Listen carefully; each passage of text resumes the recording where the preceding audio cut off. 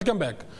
ये पेट्रोलियम पर एक मरतबा फिर ये क्लाइमेट लेवी जो है ये बढ़ा दी गई है और किस तरह से ये हदफ रखे जाते हैं, किस तरह से पाकिस्तानी अवाम जो हैं वो मुश्किलात में से गुज़र रहे हैं। और साथ ही साथ में जो मेरे पास फिगर आ रहे हैं कि तनख्वाहदार जो तबका है सबसे ज़्यादा टैक्स दे रहा है और लेकिन हुकूमत जो है वो फिर पेट्रोलियम लेवी के ज़रिए किस तरह से अवाम पर बोझ डाल रही है। हुकूमती जो फ़ैसले हैं क्या ये अवामी उमंगों के मुताबिक हैं? डॉक्टर फ़ारूक सलीम साहब हमारे मुआशियात हमारे साथ हैं। डॉक्टर साहब बहुत शुक्रिया आपका। ये बताइएगा ये जो लेवी है क्लाइमेट सपोर्ट लेवी ये बढ़ाई गई है और साथ में ये भी बताइएगा कुल कितनी लेवी ले रही है हुकूमत 1 लीटर पेट्रोल पे? जी आई थिंक तकरीबन 118 रुपए जो पेट्रोल की कीमत का हम देते हैं पंप के ऊपर, उसमें से लगभग 118 रुपए जो है वो हुकूमती खजाने में चला जाता है। देखिए असल सवाल ये बनता है कि जब आलमी मंडियों में कीमत बढ़ती है तो हुकूमत फौरन पाकिस्तान के अंदर कीमत जो है वो बढ़ा देती है। जब आलमी मंडियों की कीमत नीचे आती है तो फिर उस लिहाज से कीमत नीचे नहीं आती। माफी चाहता हूँ। तो सवाल ये बनता है कि जो डिफरेंस है दोनों का वो कहाँ जाता है।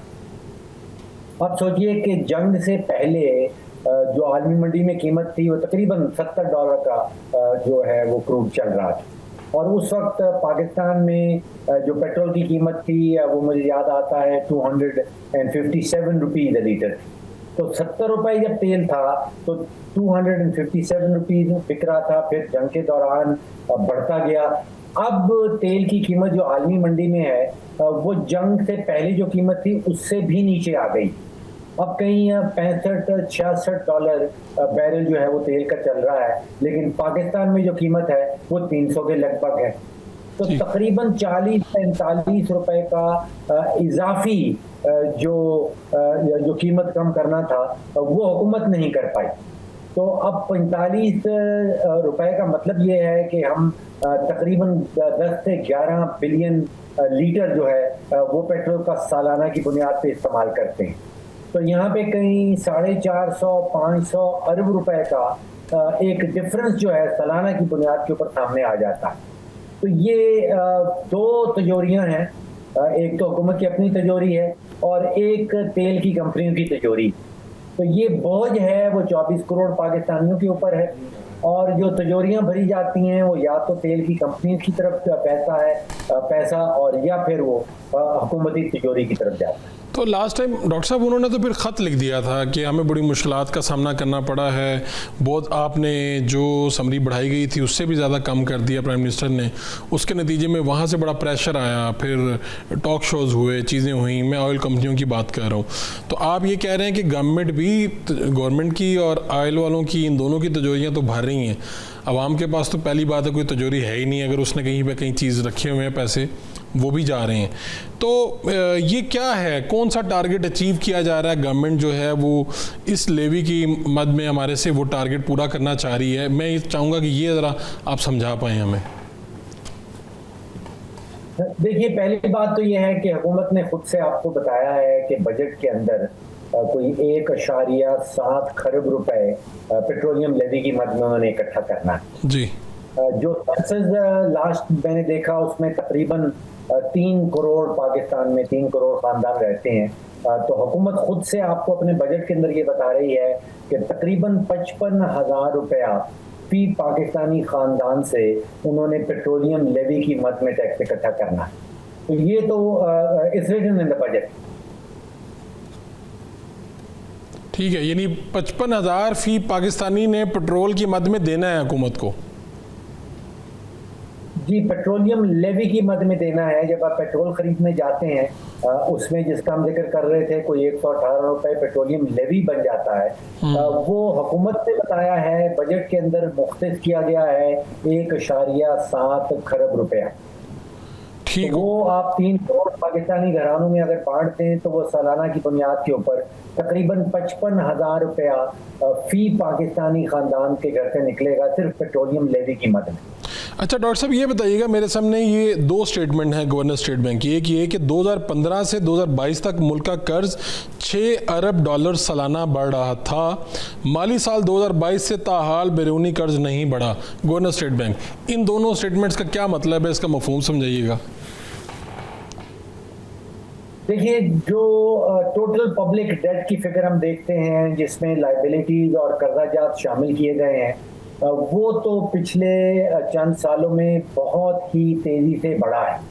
कोई भी हुकूमत जो है वो उसको कम करने में कामयाब नहीं हुई, और उसका बुनियादी मतलब ये निकलता है कि हुकूमत के अखराजात और हुकूमती आमदन जो है उसमें फ़र्क बढ़ता चला जा रहा है, और उसको पुर करने के लिए दो तरीक़ाकार इस्तेमाल किए जाते हैं, या तो नोट छापा जाते हैं और या फिर इजाफी कर्जा लिया जा रहा है।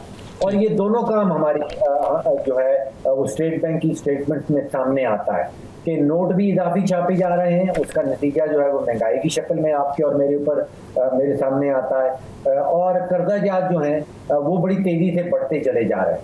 और ये कुछ इस हुकूमत के ऊपर तनकीद नहीं बनती। 1971 में हर पाकिस्तानी बच्चे, बूढ़े, मर्द और औरत के ऊपर कोई 500 रुपए का कर्जा था। ठीक है। और 1971 से आज तक जिस रफ्तार से कर्जाजात बढ़े हैं, आज हर पाकिस्तानी बच्चे, बूढ़े, मर्द और औरत के ऊपर तकरीबन 3.5 लाख रुपए का कर्जा है। यानी मैं और आप 3.5 लाख के मकरूज हैं इस वक्त। जी, अगर आप घर में अकेले रहते हैं तो 3.5 लाख रुपए, अगर आप घर में 4 या 5 लोग हैं तो फिर 3.5 लाख रुपए को आप 5 या 6 से ज़रब दे दीजिए। ठीक है जी। तो साथ में डॉक्टर साहब मैं ये भी जानना चाहूँगा कि ये जो मेरे सामने ये अदाद-ओ-शुमार हैं, ये कहते हैं कि गुज़श्ता बरस 633 अरब रुपए इनकम टैक्स दिया है तनख्वाहदार तबके ने। तो ये बाकी तनख्वाहदार तबके ने सबसे ज़्यादा टैक्स दिया, और यानी जो इकॉनमी में अगर आप मैं समझा पाऊँ कि उसमें तो सबसे ज़्यादा कंट्रीब्यूशन उसी का है, तो उस बेचारे का क्या कसूर है, यानी तनख्वाहदार तबके का? बाकी इस मुल्क में जो कंट्रीब्यूशन है वो कहाँ से आना है, कैसे आना है? और मैं यहाँ पे ये भी देख रहा हूँ कि बरामदात में जून 2026 में माहाना बुनियादों पर 22.63% कमी रिकॉर्ड की गई है। जी, जो 3 फिगर्स मेरी नज़र से गुजरी हैं उसमें तनख्वाहदार तबके ने तकरीबन 633 अरब रुपया टैक्स का भरा है। रियल एस्टेट सेक्टर से कुल 278 अरब रुपया, और जो रिटेल सेक्टर है उससे सिर्फ 70 अरब रुपया। तो आप दुरुस्त कह रहे हैं कि तकरीबन 2 गुना ज़्यादा सिर्फ तनख्वाहदार तबका जो है वो टैक्स देता है मुकाबलतन जो रियल एस्टेट ओनर्स हैं। अब इसमें मामला बड़ा साफ सुथरा है कि एफबीआर जो है वो टैक्स लगाता है जो आमदन उसको नजर आती है, जो विजिबल है, जो उसके सामने है। जो छुप जाती है वो गायब हो जाती है। तो आमदन के ऊपर टैक्स नहीं लगाया जा रहा, जो विजिबल आमदन नजर आती है उसके ऊपर टैक्स लग जाता है, क्योंकि ये सैलरीड क्लास है, ये डॉक्यूमेंटेड है, ये एफबीआर को साफ सुथरी नजर आती है। जो रियल एस्टेट वाले हैं, जो रिटेलर्स हैं, वो या तो अंडर इन्वॉइसिंग करते हैं, ओवर इन्वॉइसिंग करते हैं, इन्वॉइसिंग बनाई ही नहीं जाती, और वो उनकी आमदन जो है वो छुप जाती है। तो इसका मतलब ये हुआ कि नजर आने वाली जो आमदन है उस पर टैक्स लग जाता है, जो आमदन छुपा ली जाती है उस पर टैक्स एफबीआर नहीं लगा पाता या नहीं लगाना चाहता। तो ये जिसको कहते हैं कि अनफेयर टैक्सेशन, यानी कि टैक्सेशन का जो निज़ाम है वो मुनसिफाना नहीं है। अब एक मेरे नज़दीक सारा का सारा फोकस जो है वो मीडिया के अंदर भी, हुकूमत के अंदर भी टैक्स के ऊपर दिया जाता है कि टैक्स इकट्ठा करें, फलाना टैक्स कम दे रहा है, फलाना टैक्स ज़्यादा दे रहा है। देखिए, फोकस यहाँ पे होना चाहिए हुकूमती अखराजात के ऊपर। पाकिस्तान का प्रॉब्लम ये नहीं है कि टैक्स इकट्ठा नहीं हो रहा। अगर आप अदाद-ओ-शुमार सामने रखना चाहते हैं तो आज से कोई 23-24 साल पहले हुकूमत ने जो हद किया था एफबीआर को टैक्स इकट्ठा करने की मद में, वो 1000 अरब था, 1 ट्रिलियन रुपीस। ठीक है। और अब हमें एफबीआर हुकूमत खुद से बता रहे हैं कि पिछले साल उन्होंने 13,000 अरब इकट्ठा कर लिया है टैक्स की मद में। तो टैक्स कलेक्शन तो इस मुल्क में बहुत ही तेजी से बढ़ी है। 1000 अरब से कोई 22-23 सालों में हम पहुंच गए हैं 13,000 अरब तक। यहाँ पे प्रॉब्लम जो है वो टैक्स कलेक्शन का नहीं है, प्रॉब्लम है हुकूमती अखराजात का, प्रॉब्लम है हुकूमती शाह खर्चियों का, और प्रॉब्लम है हुकूमती नुकसानात का।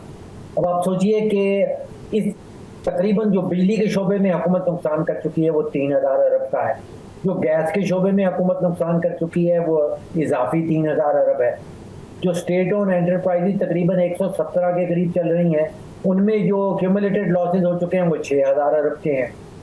अब शाखर्चियों में आ जाइए तो जो कार पूल है हमारी विफाकी हुकूमत का, उसमें तकरीबन 85,500 कारें, लगभग 30 करोड़ रुपए का रोजाना की बुनियाद के ऊपर उसके अंदर पेट्रोल डलता है।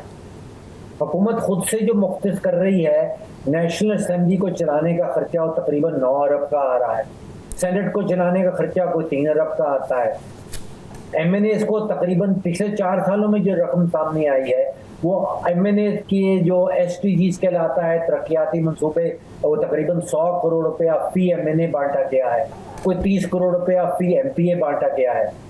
तो ये अखराजात हैं, प्रॉब्लम जो है वो टैक्सेशन का नहीं है, इसको टैक्सेशन का बना के पेश जरूर किया जाता है। ठीक है। और आखिरी सवाल मेरा ये है कि जो पेट्रोल है जिसमें आपने कहा ना कि जंग से जो पहले से भी नीचे आ गया, यानी अगर हम आलमी मंडी की बात करें तो पाकिस्तान में क्या गुंजाइश है? यानी गवर्नमेंट कहती है कि हम तो हमारे हाथ बंधे लेकिन हम कोशिश करते हैं ज़्यादा से ज़्यादा रिलीफ दें, गवर्नमेंट कहाँ तक ला सकती है इसे? रीज़नेबल क्या इसकी प्राइस हो सकती है? देखिए, आप सहाफ़ी लोग भी बड़े जालिम लोग हैं। हुकूमत के अखराजात का, हुकूमत के ऊपर प्रेशर्स का आपको कतन कोई जो है वो अंदाज़ा नहीं। देखिए, ये 5-6 तेल की कंपनी जो हैं ये हम 24 करोड़ पाकिस्तानियों से ज़्यादा तकरीन। फिर मैंने आपसे कहा कि वो MNAs को भी पैसे देने हैं, MPAs को भी पैसे देने हैं, सेनेट भी चलानी है, नेशनल असेंबली भी चलानी है, और 117 इदारे जो स्टेट ओन एंटरप्राइजेज हैं उनके नुकसानात भी पूरे कर रहे हैं। तो खुदाया हुकूमत को कुछ तो ज़रा हाथ हौला रखो। बहुत अखराजात बता दिए आपने डॉक्टर साहब।